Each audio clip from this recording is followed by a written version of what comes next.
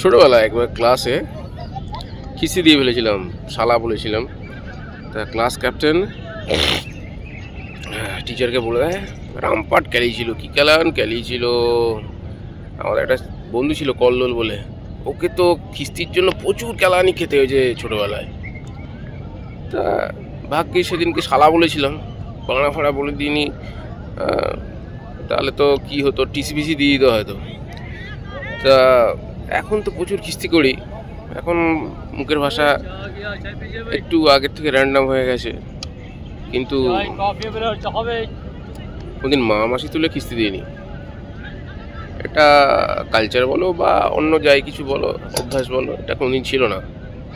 কিন্তু এই সময় রায়না, রণবীর, এলাহাবাদিয়া এরা তো আবার কোলাপ করে যাচ্ছে। ঠিক আছে, ঠিক আছে, ভুল করেছে, ঠিক করে নিক, শুধরে নিক।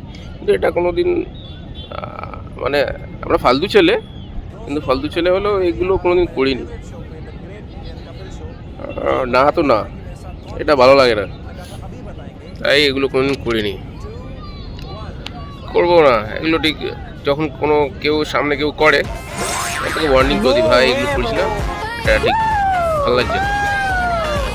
ঠিক আছে, না তো না।